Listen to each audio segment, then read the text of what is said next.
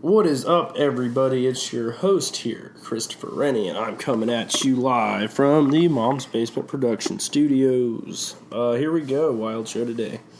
I'm not really going to keep it kind of quick, kind of fast. I got class to get to. I got to do this dumb study for extra credit. But we'll get into it quickly. Alright, so I went to the Big Ten Championship this weekend. A lot of fun. 6 dudes. Indianapolis took on the town.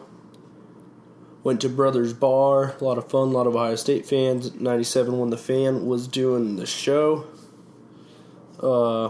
In the bar, it was kind of amazing watching their mics work with a crowded bar of drunk Ohio State and Northwestern fans.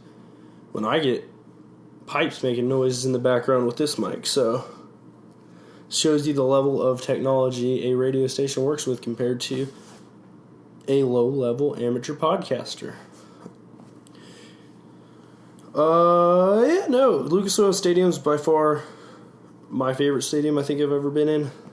It's brand new. All the seats are comfortable. It's a lot of fun. And the craziest thing was our ticket had a row on it. And the row wasn't row 5, it was row 5W. So we're looking around for our seats, and then one of my friends, can't remember which one, pointed out a row and it said 5W on it.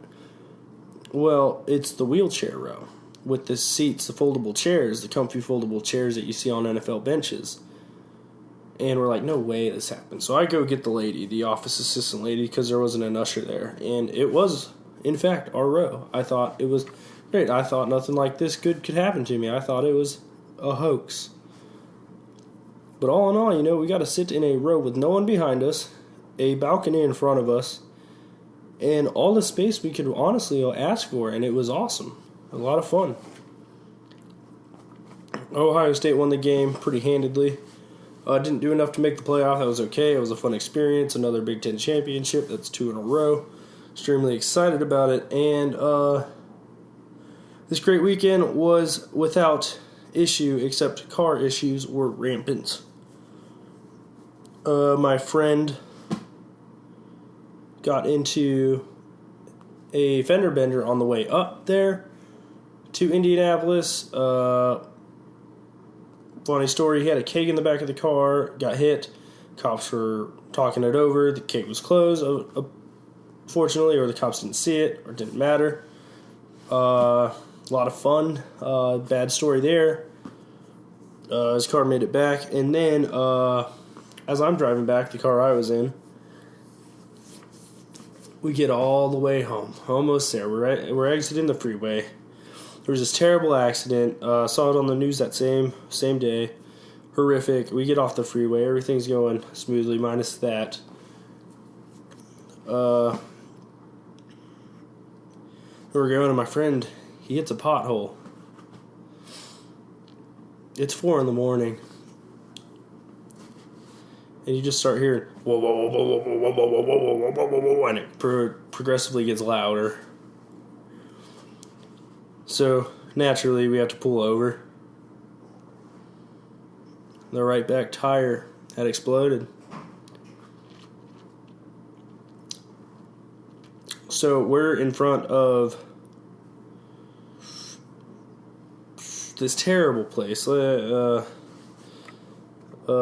Something Lou's? I can't remember the name of it. It's one of the Suzy Q's. It's the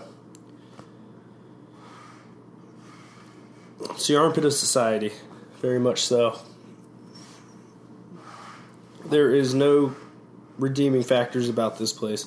It was sketchy. Behind it, there was weird stuff going on. We're in this parking lot. There's like 6 cars. There's 2 women dressed very scantily. It's like 40 degrees out. They're smoking something. We don't know. We're all confused. We're trying to get this tire on. My friend's all tired from driving. He's all mad, and it's hilarious. But we're like, oh, God, we got to get out of here before something bad gets happened, before we get robbed. A lot of robberies happen at Suzy Q's. That area. Big robbery place. And so we get the tire working, and then this lady starts walking by, and she drops something. Something hits the ground and breaks. So my friend's like, oh, must have dropped her crack pipe. And then this lady starts yelling at us aggressively, but she keeps walking away, so it's not that bad. There's also a gang of people staring at us while we're fixing this tire. So I'm all freaking out. I'm like, we're going to get robbed and this is going to happen. I'm going to have to cancel all my cards and get new cards. I'm going to have to get all this new stuff. Frick, this is bad. Alrighty. So we get the tire on, we get home. It all works out. We didn't get robbed. That was just me being scared at 4 a.m. and tired. So last story from that. I was waiting. Well, we were all waiting in line outside the game, and this girl and I begin to talk. And she's a really cool girl, really fun girl. Very pretty girl. And she had gone to Indiana. She is from Cleveland, I believe. Yeah, so I talked to her. I tell my friend, if we end up sitting next to each other, it's destiny. Well, something even better happened. I matched with her on Bumble the next day. So we've been talking. And this is, your host might have found the greatest Big Ten championship love story to ever happen if I don't blow this. So let's not blow this one. So we're going to keep it rolling. All right. Speaking of the Big Ten championship game, as fun as it was without further ado that I talk about it. Some news broke today.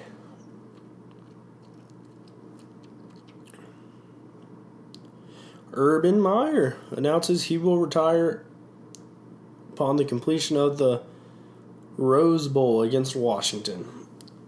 Urban Meyer's been the head coach now for 7 years at Ohio State. He went undefeated his first year. Here, he was really good, really good. Then we won the national title. And we've been in the playoffs the second most of any teams in the country.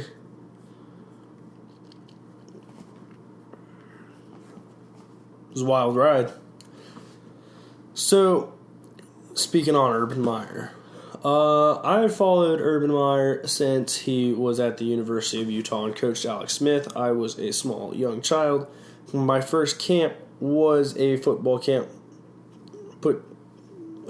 thrown by the University of Utah when I lived in Utah in Park City. It was the first football camp I ever went to.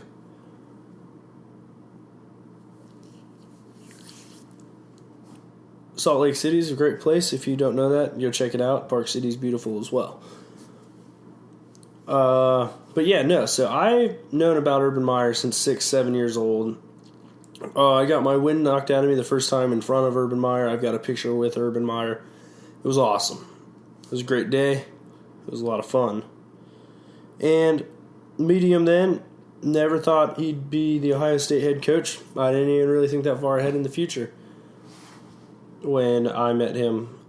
And I had no idea how much and how great he was going to end up being. Granted, he won a Fiesta Bowl at Utah. It was awesome.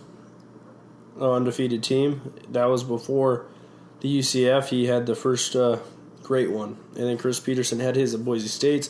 That was when Utah was in the Mountain West Conference. He had coached at Bowling Green, had a winning record there. No one does that really at Bowling Green. Yeah, just thinking through it. He's won a lot.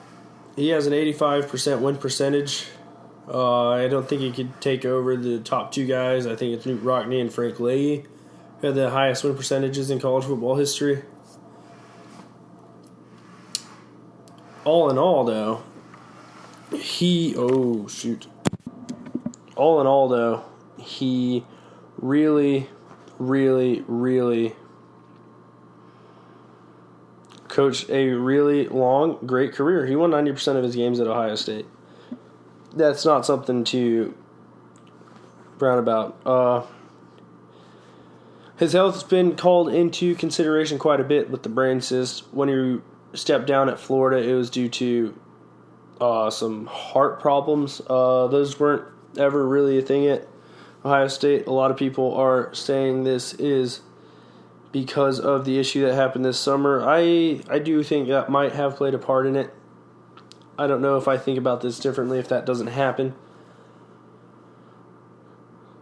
I think he was in the state of mind that you could just tell. Oh, so let's go through it. The way he was at the Big Ten championship game, most relaxed I've ever seen him after one of those. I went to the one last year, and he really believed Ohio State should be in, and he wanted to be in this year. He's like, if they put us in, they put us in. That was his attitude.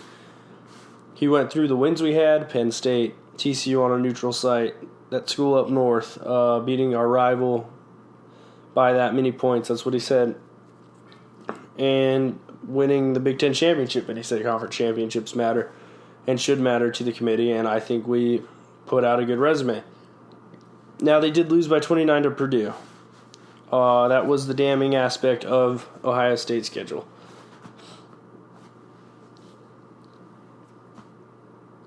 And that will never ever be the lasting legacy of Urban Meyer. The legacy of Urban Meyer is going to be his 7-0 record against Michigan. And that is one thing that I want instilled in every single coach in Ohio State history. You see, Jim Tressel lost one game to Michigan, 7-1. His legacy, he'll always be remembered fondly. The sweater vest will always be remembered fondly. Those Ohio State teams will remembered being a little too slow to beat SEC competition.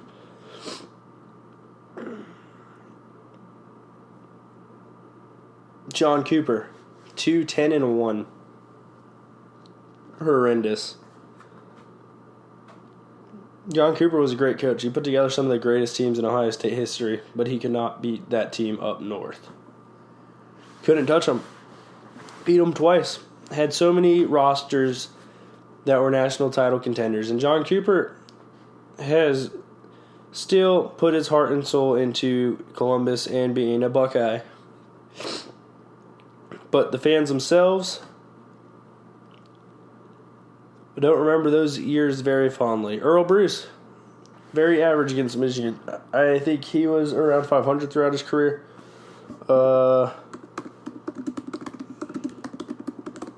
That's who Urban Meyer learned under, and Earl Bruce learned under. Yeah, 5-4. No, Earl Bruce had a winning record.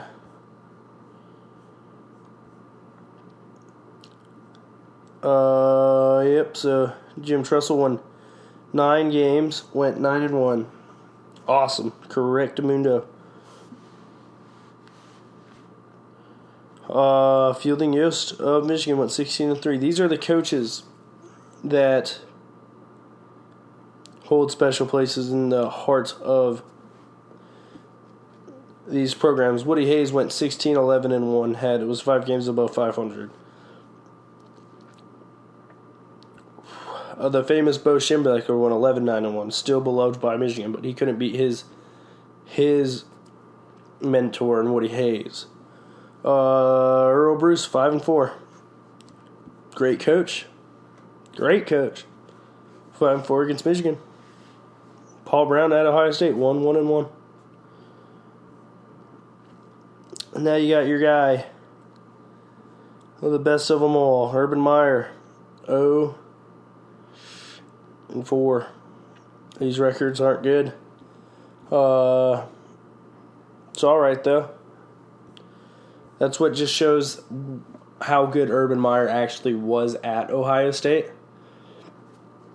To go 7-0 is absurd. To win every game you played against this rival is insane.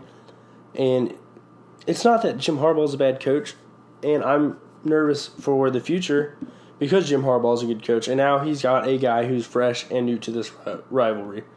Ryan Day is, and I'm going to start talking about Ryan Day now for everybody. Who is the new coach, Ryan Day? That's a good question. Ryan Day is from New Hampshire. Let's go just through his quick profile. I didn't draw this up. He's a Chip Kelly guy. That's who he learned under. He's coached in the NFL. He's coached down. He is a coach down in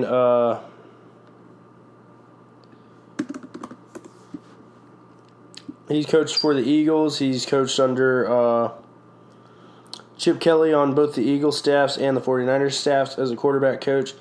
He was the OC at Boston College. He was the OC at Temple. He was a wide receivers coach at Boston College. Wide receivers coach at Temple, a GA at Florida. 2005 under guess who?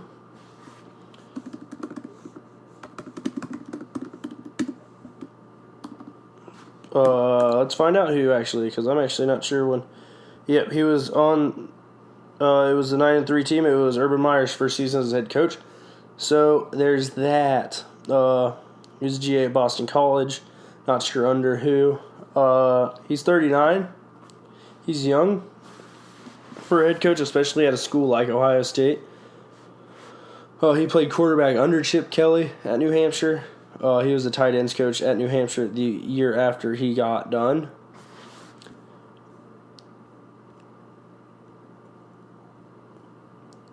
And he set 4 records at University of New Hampshire, including... So, as a head coach, he went 3-0 this year for Ohio State. This is going to be his first gig as the head coach. And looking back on it, when they named Ryan Day the interim coach, I believe this became the plan. And as I was going through those coaches' records, the last 2 coaches have put so much specialness, so much intensity into that final game of the regular season every year. And its importance. So why is that game so important? It's not just important to the university. It's not just important to the city of Columbus. It is important to the whole state of Ohio. I am not from Ohio, but my dad was born and raised in Ohio, and his dad before him was born and raised in Ohio. And Ohio State football is the backbone. It is the DNA of the entire state of Ohio. Now, Michigan started off the rivalry winning like the first 15, something stupid like that. But ever since then, Ohio State's dominated this rivalry in and out, minus the 90s, I'd say. And some of the end of the Bo-Schembechler era. It's been very even then. That's pretty much what that means. Being completely unbiased, it has been a very even rivalry. And Ohio State's done a lot of catching up despite those early years. I remember having a college football rivalry book, and it was like 36-48 or something like that in it. I was 13, so that was like 8 years ago. Maybe 34-48. I think it's 41-48 now. So, boom, there goes that. So, Ryan Day as a head coach, the most important thing is the emphasis on that game. As an Ohio State coach, to keep your job, to keep lasting success, to keep the fan base on your side, you need to beat that school every time you play them. 62-39, don't need it. Just a win every year. 7-0 against Urban, that's why he's going to be beloved forever. That's why a lot of people are going to think he's one of the greatest coaches, if not the greatest coach to coach in Ohio State history. Why is that game so important? It's important to everybody, and that is why everyone calls for Jim Harbaugh's job at the end of each year. Even though Jim Harbaugh is a great coach, he cannot beat the rival, and he cannot beat the team you need to beat to get to a national title. Throughout the years, going all the way back to Woody Hayes, you've had to beat Michigan to make it to the national title or win a national championship, and that's always been the case. Michigan's always had to beat Ohio State to win a national championship, and that's always been the case. Everything comes from that game. So, let's look back on the goals that Ohio State's football team sets out for themselves every single year. So, number 1, beat Michigan. That's number 1 on the list for a reason. Number 2, win the Big Ten championship. Those are the 2 main goals every year. Because if you beat Michigan and you beat the team in the Big Ten championship to win it, you've got a shot to play for a national title or a college football playoff now. Seasons are made, careers are made, legacies are ruined, and legacies are created in the game. Look at Chris Olave. He came out and had 2 touchdowns. Now everyone knows he's the next big thing at Ohio State. He scored again against Northwestern in the Big Ten championship game. He scores touchdowns, and that legacy was made in the game. It's already started, and now the rest of his career is on an upward trend as an Ohio State player. Yeah, you pray for health, and you pray that he keeps working hard and grinding, and it doesn't seem like he's going to be a guy who stops. Looking at the senior receivers, Chris Olave's got a good place. Now, Ryan Day went 3-0. Two of those wins were Oregon State and Tulane. Those are wins you expect from any coach who coaches at Ohio State. Then he went into Texas and beat Texas U as a head coach. That's a great accomplishment. That just shows you that he can coach in a big game. His coaching style, you didn't really get to see it all the way. You're going to have to watch him for a whole year. His mannerisms are very similar to Urban. The way he controls the game is very similar to Urban. I want him to. I don't know if I want him to relinquish play calling duties, because it's tough to be a head coach and call plays. It's a little easier in college and a little bit more so done in college.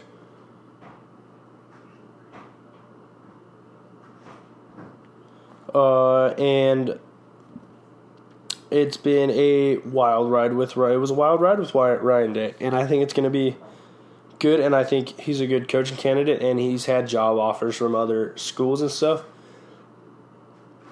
And there's a reason he was the hottest name in coaching. Who was it? Someone I heard about today was talking to him. Greg McElroy at Alabama had said he had interviewed him recently. And, because Greg McElroy covered a game that we did. I think he covered the Tulane game. And he said Ryan Day is a very professional coach. He's very energized, and that's two things you hear about Urban Meyer every time. He's a quarterback. He's a former quarterback that's usually pretty solid. If you look at some recent some of the best coaches in the NFL right now, you see what's his name? Sean McVay played quarterback most of his life. He's a coach's kid. Ryan Day's a quarterback. Jim Harbaugh's a quarterback, 9-3, 10 wins this year. It's a leadership position, and being a head coach is being a leader. I don't know if I want. Like I said, I don't know if I want him to call plays, but if he does, he'll do a great job at it. It's nice. Siri just interrupted me, so I lost my train of thought. Next up, recruitment. Woody has to do recruitment. He's got to keep the same pace and the same energy Urban Meyer always had as a recruiter. Like Greg McElroy, I was talking about him. He said if he was getting recruited by Ryan Day, and that after that conversation he had with Ryan Day, he was ready to suit up and play for the guy right then. That's a good thing to hear, especially from a guy who played for one of the best recruiters in the entire country, in Nick Saban. Ryan Day's a very cerebral football mind, a lot like Urban Meyer. There's a lot of comparisons you could draw upon from their mannerisms, the way they talk to the media, the way they communicate with players, and all that good stuff. You could see it on the sideline. Ryan Day, very similar in the way he moves on the sideline as Urban Meyer. And it's just it feels like you're getting a guy just like him. And that needs to be the same in recruiting. Ohio State needs to be a school that recruits nationally and gets the best players from all over the country, while retaining the 10-15 best players in the state of Ohio every year. You need that identity of Ohio because they're the people who knows how much that game against Michigan means, and you need that speed and talent from other parts of the country so you can compete with teams from the South.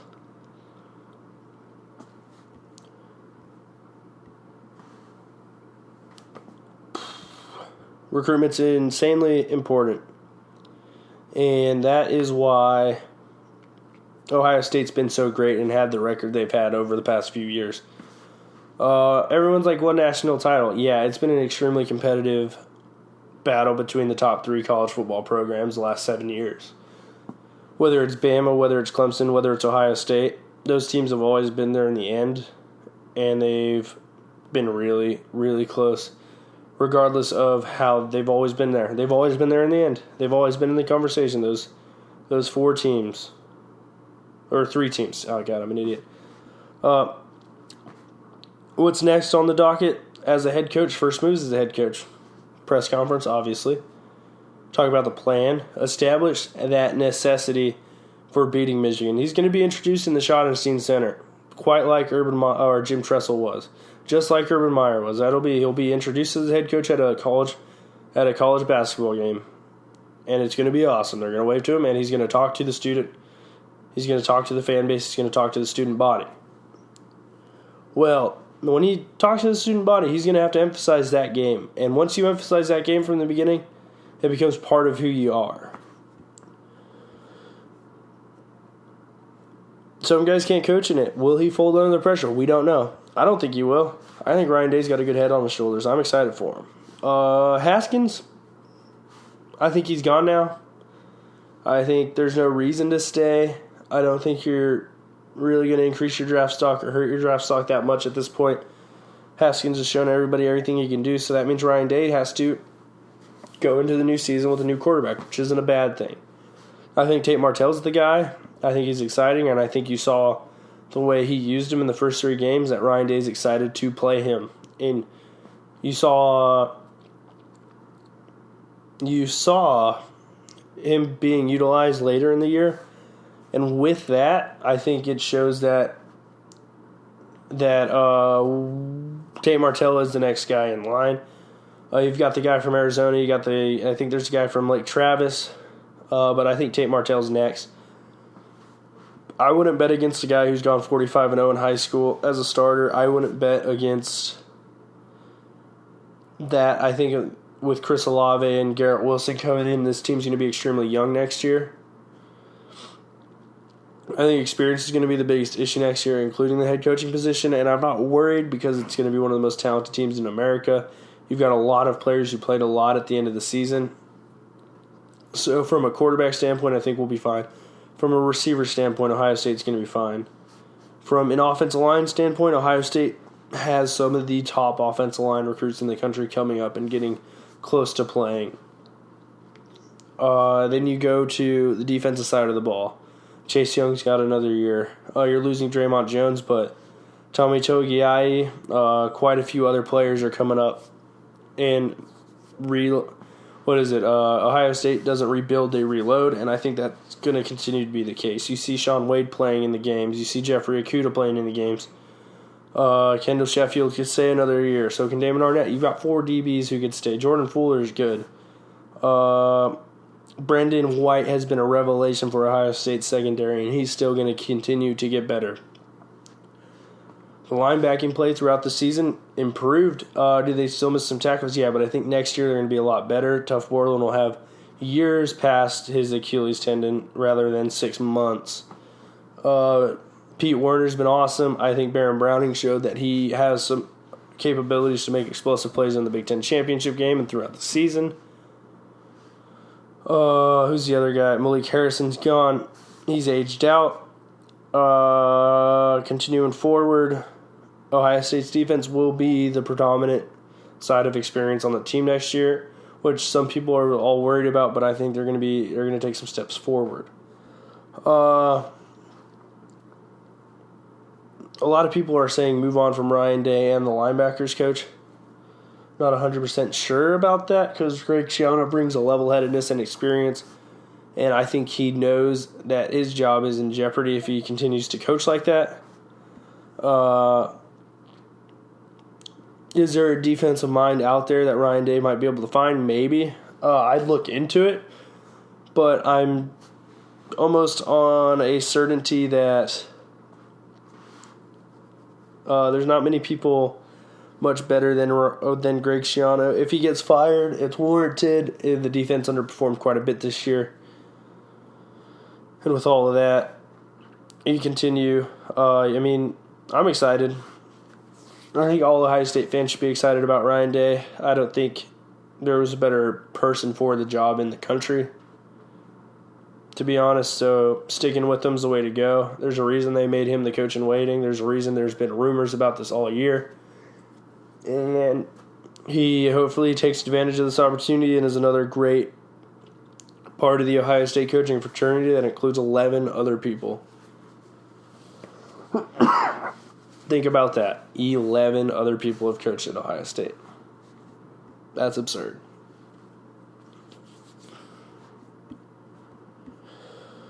Whew, alrighty. So the next topic I have, and I got 20 minutes to get through 2 more topics. Alright, so all this is going to be about the college football playoff, and I'm just going to do NFL quick hits, and then I'll be done for today. So the college football playoff was announced: Alabama versus Oklahoma and Clemson versus Notre Dame. Those were the 4 teams. The first 2 out, Georgia, Ohio State. Georgia lost against Alabama in the conference championship and absolutely did not deserve to be in the game. They lost 2 games, did not win a conference championship, and lost to a team by 20 points. Oklahoma, yes, deserving. Ohio State was probably more deserving than Georgia, but that's a different opinion. I don't want to get into that. That's fine. It's set. No looking in the past. It's time for a pride of enjoyment, a feeling of enjoyment for Ohio State as a beautiful era of Ohio State football comes to an end. So Alabama versus Oklahoma. That game's going to be interesting. The first time Tua faced an extremely talented defense and a good offense at the same time was Georgia in the last game of the season, and they won it. But Mr. Tua Tagovailoa sure as hell struggled to move the ball down the field on that Georgia defense. And he got saved by Jalen Hurts, who did a great thing, and I would love to get into that more, but I do not have the time. Oklahoma, offense, unbelievable, one of the best I've ever seen. Defense, one of the worst I've ever seen. Ranked 100, like 18th in the country after that Texas game. It's horrendous, it's horrific, and when you play a team like Alabama, you better put up 55. I think Tua could put up 100 points on that defense. I think Jerry Jeudy can do it, and I think coming off that game against one of the best defenses in the country, he's going to be wide open. And guess what? If Tua struggles, they'll bring in Jalen Hurts. It'll change everything up. You can't prepare for him now. Nick Saban's shown he's not scared to bring in either of them. Tua hurt his ankle, but Jalen Hurts is ready to be called upon. I could see them using Jalen in wildcat situations, using him to change the pace. Not often, but enough to where Oklahoma has to prepare for both quarterbacks. I think they're going to be hinting that his injury might be a little worse and then it really not being that bad. I think Alabama's going to win the national championship, so I think they're going to beat Oklahoma. I think Oklahoma's going to score like 35 points, but I think Alabama's going to put up 50. It's going to be explosive. It's going to be fun. Kyler Murray's the type of quarterback who can upset in Alabama, but Oklahoma's defense is going to have to show up. Because this Alabama defense is not like the teams he's played in the Big 12, because there's not really a single good defense in the Big 12. And they played the best one and put up 39 points. And that's good, but Texas's defense still doesn't even come close to rivaling that of Alabama. Moving on to Clemson versus Notre Dame. I said it in, I think, week 1 or week 2 when these two schools had their quarterback competitions and were still playing both of them into the regular season. You go with a young guy with more talent. Well, guess what? Alabama's still there. Clemson's still there. Tua started undefeated in the playoff. Got better throughout the year. Clemson started Trevor Lawrence undefeated in the playoff. Now, their schedule was a little easier, and they had that one scare when Trevor Lawrence got hurt. But throughout the season, they continuously got better. Notre Dame switched it up. Bench Brandon Wimbush, went with Ian Book. Ian Book's kind of a douchebag. Don't really like him. He's very Baker Mayfield in his mindset, and I think he's going to get stomped by Clemson. I think this is going to be the first real team Notre Dame's played since their first game of the season. Everyone overhyped Syracuse, I think, and with that, I think they're going to get absolutely murdered. I think Clemson's going to dominate Notre Dame like they did Ohio State, and I think it's going to be bad. Clemson's defense hasn't played a meaningful snap in the second half in 4 or 5 games. And Notre Dame has survived some scares against some very poor teams. But when I talk about the playoff, my prediction is Alabama. And Alabama's going to play Clemson again, and Alabama's going to beat Clemson because Alabama's just a better team this year. And they're both going to be back next year because they both have top-tier quarterbacks and very good talent around them. And the conversation is going to continue because Oklahoma's going to be very good next year. And Notre Dame's going to be very good next year. And Georgia's also going to be very good next year. And Ohio State's also going to be very good next year. So that's 6 very good teams. And I think 6 teams you could all say in any given Saturday have a chance to win and have a chance to play for a national title. Well, who's the 7th best team in the country according to the College Football Playoff Committee? Well, it's the University of Michigan, 9-2.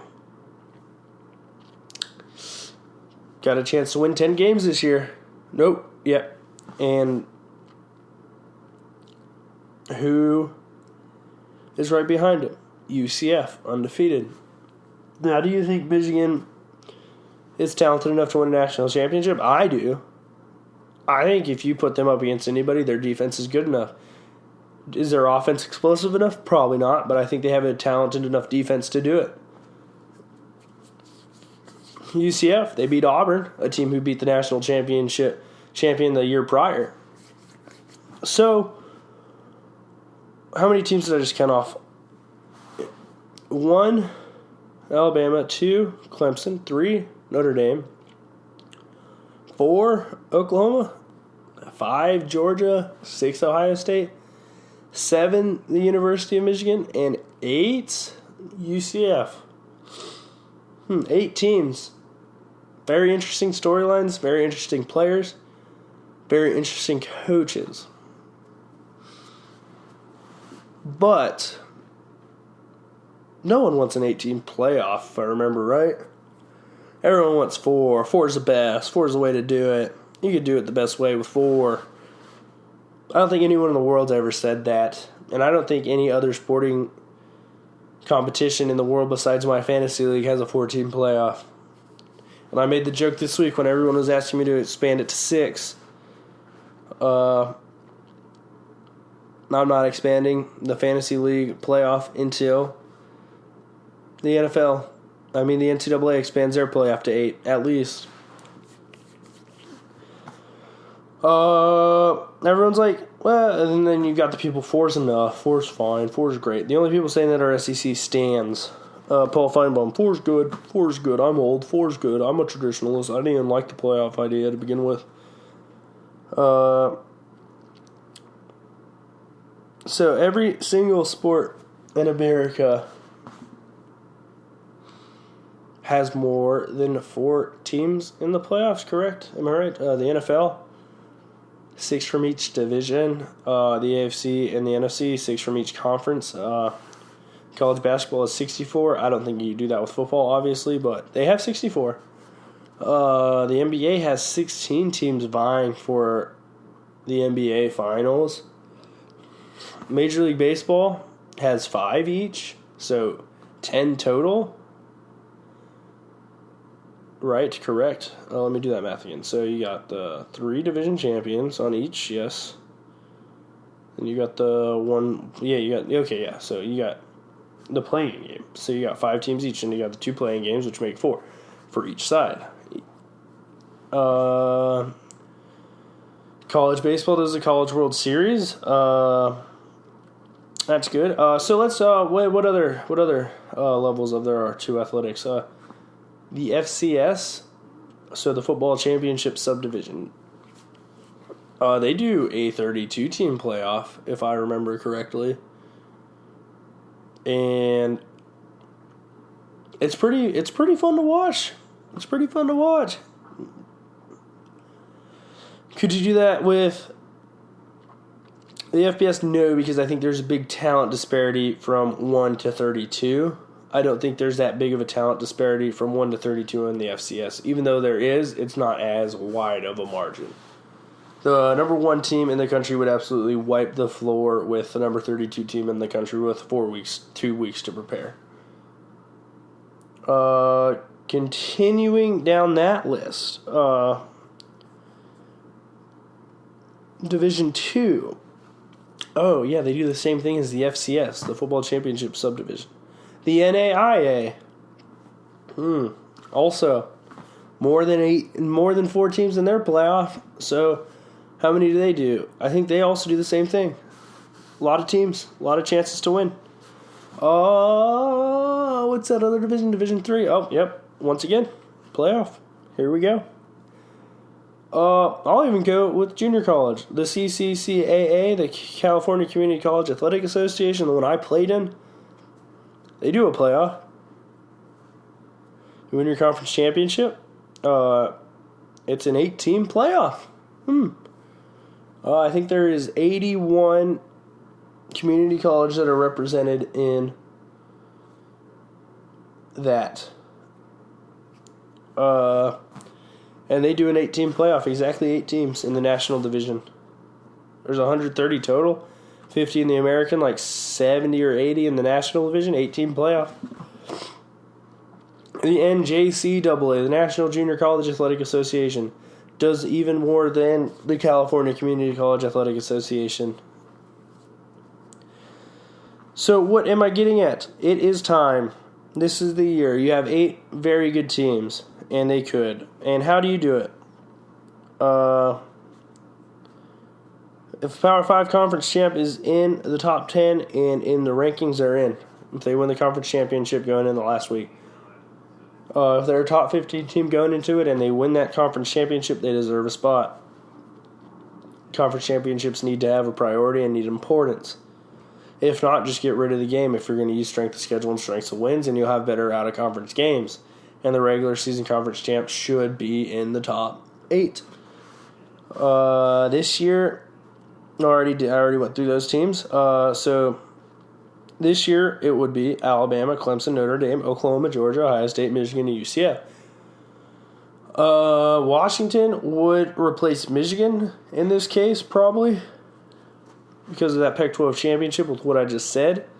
Do they deserve to? I'm not 100% sure, to be completely honest, but they might deserve to. That's why I'm not on the committee. I think you need to get rid of the committee. It's too subjective, and there's definitely not enough clarity to the fans. And I think if you want clarity to the fans, you either let us in on the discussion so we can hear what you're saying about the teams, or you get rid of the committee altogether and go back to the computer system that did the BCS, because it's completely non-biased. It's an algorithm that takes in a bunch of different considerations and takes in the other 2 polls and creates an average ranking and a percentage ranking, and that the highest 8 percentages are used and the conference championship is used. And those are the 2 big deciding factors on if you get in or not. Using subjective statistics like strength of schedule, the strength of wins, game control is not good, and it's not a good look because you're subject to bias and subjectivity claims, and it's a big reason people want an 8-team playoff. But then 9 and 10 will argue, well, if you're 9 or 10th, you don't deserve it unless you won, say, a conference championship or went undefeated and you were a group of 5 school. Then yes, I think you do have an argument. Back on the committee, 13 is not a big enough group of people, and on it, 3 people had to recuse themselves from talking about their schools and talking about the schools.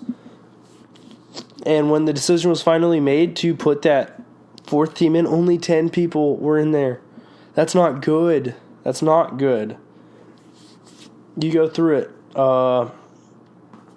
Frank Beamer, not allowed to talk about like 4 teams because his kids are coaching on them. You look at Gene Smith. Ohio State's always in the conversation. Clemson's AD. He's on the committee. Can't talk during it. Or was it Oklahoma's? One of their 2. The committee needs to be gone or change the way they do their voting or increase to 26 people. And double its size, so there's less subjectivity. There's more voices heard, and it's better and more complete. And I think they need to either put out their reasons on a piece of paper, a statement, and why, and what all these stats mean, and what stats they're using to make these decisions. Or we need to go back to the computer, which is completely non-biased, and you cannot argue subjectivity when all the stats a computer would use would be objective measurements. All in all, I think this playoff's going to be exciting. I think the college football playoff's always exciting. I'll be in Pasadena, hopefully, so that'll be a lot of fun. I think you need to get rid of the community and move it to 8 teams, but I'm going to still be watching each game because I like watching good college football. All right, so I've got 5 minutes to finish this show, so I'm going to go through NFL quick hits, and they're going to be really, really quick. So Baker got put in his place this weekend. Looked absolutely terrible against the first real defense he played. Came back in the second half, but every quarterback looks good in the second half of a blowout because defenses are now playing conservative and just trying to not let you score. Well, that's exactly what the Texans did. Baker made some huge throws, made a great play to Antonio Callaway, and I'm still high on him. But he needs to shut up, focus on football, and I'm tired of Cleveland fans being okay with the way he is in interviews. Every NFL player who is now an analyst has been annoyed by it, and they don't like a guy who's played 3 games using his mouth like this. And I think with him talking the way he does, people currently playing in the NFL are going to want to put him in his place a lot more. Having a target on your head puts an X on the back of the Cleveland Browns. Be a quiet rookie. Be a professional. And that's how you have longevity in your career. Moody, angry, chip on their shoulders quarterbacks are great. But eventually you're going to turn off the veterans. You're going to turn off players like Aaron Rodgers has, like Jay Cutler did. And those are 2 players that you see their teams are struggling and their teams are in dismay. And Jay Cutler had a career that was very much a letdown due to his in relation to his talent level. Moving on, the Patriots are a dominant team once again. They dominated the Vikings, and they did it once again with 1,000 cuts with the knife. 24-10, I think the final score was. It was extremely boring to watch. It was not a game that was very fun to watch, but Josh Gordon's won me some money on a afternoon double up, so shout out to him. Awesome. $20, got first place on that bad boy. Kind of boring NFL weekend besides Chargers Steelers. I think the Chargers are a great team. I think the AFC playoffs are about to be super exciting. I still think the Patriots are going to win the AFC. And I think the Chargers are a fun team to watch, and I'm excited to watch Chiefs-Chargers in a couple weeks at 4 p.m. Eastern. It's going to be awesome. The Steelers are the same Steelers team they've been the last 5, 6, 7 years, and it's an emotional team. And you could see it when they jumped off sides 3 times. At the end of the game, they gave the kicker 3 chances to win the game, and when you give an NFL kicker 3 chances, he's going to make them. And then they false started on the last one, or jumped off sides on the last one and still didn't block the kick. Mike Tomlin is a good coach, but he needs to take notes from the school of Bill Belichick and keep his players' emotions in check, because that doesn't work. I'm killing it in DraftKings right now. I'm looking at making $45 this week, so that's super exciting. If you play DraftKings, play double ups. They pay out the most people, and if you win them and you play a $10 one, you now have 20 and you made $10. It's easy, it's fast, it's fun. Play the afternoon games, play small players, less margin of error. Big competitions are fun, but they're not the way to make money on an app like DraftKings. You want to do the double ups, you want to do the half and halves. You want to do competitions that have smaller groups and smaller sample sizes. And there's 4 weeks left, and I plan on having over $100 by the time I'm done with this season. I'm going to cash out, and I'm going to go to a bar and have some fun. Sorry for the quick show today. Follow us on Instagram and Basement Prod. Follow me on Instagram, ChrisRenne5. Follow us at Twitter at MBasementProd. Follow me on Twitter at Chris_Renne. For all random tweets I have, funny jokes, funny stories, and more so sports. So anyways, listen for Pints on Thursday. And go like and rate my show. Hopefully I was intuitive on this one and gave you some things to think about this Ohio State job in the college football playoff and why we need to go to 8 teams. I wish I could have went into more detail this week and probably done an hour and a half show, but you're going to have to settle for 50 minutes. And when I'm done with finals, I will get back to doing my full-length, hour-long shows. Anyways, thanks for listening. Go Bucks, and thank you for everything you did, Urban Meyer, for my football career and my football fanship. Anyways, it's your host, Chris Renne, and I'm out once again and live from the Mom's Basement Production Studios. Adios.